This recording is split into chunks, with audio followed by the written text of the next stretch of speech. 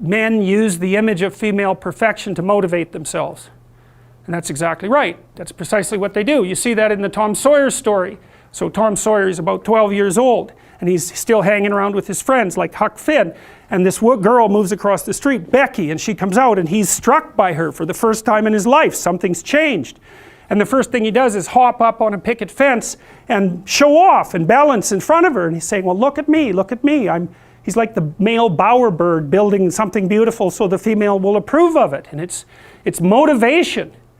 You know, and that's something that I think modern women don't really understand about men. They don't understand that, at least to the degree that males are uncorrupted and not bitter because of being rejected, they're doing everything they can to kneel before the eternal image of the feminine and try to make themselves worthy. That's the chivalry story, right? That's what you should encourage in your partner.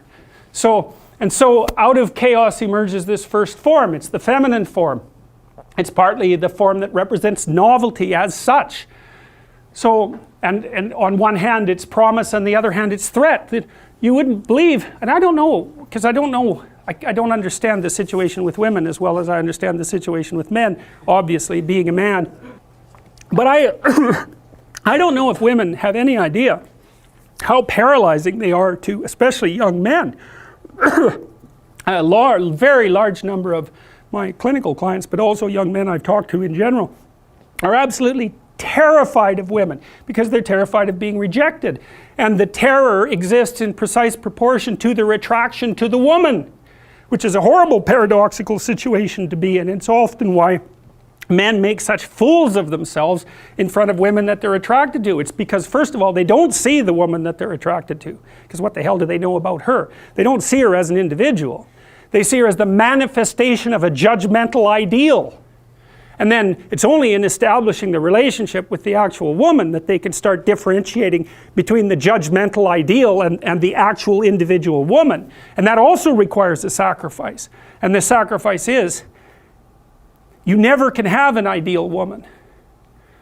So to have a relationship with any woman, you have to sacrifice the relationship with the ideal woman. And you have to see the individual woman and separate her from the ideal. And that's the same thing that happens to the hero in Sleeping Beauty, right? He sees the evil queen who actually turns into the dragon of chaos. And it's not until he can defeat her that he can establish a relationship with the actual princess. And that's exactly the case. I had one of my clients who ran this men's group, which was quite interesting. One of the things they had the initiates do, which was very intelligent, was to go out and ask 50 women in one day for their phone numbers. Why? Politely, properly, you know. It was a game, but it wasn't a stupid game. And the idea was, get over your fear of rejection. And how do you do that? By encountering it continually and continually and continually, so that you're no longer paralyzed by this.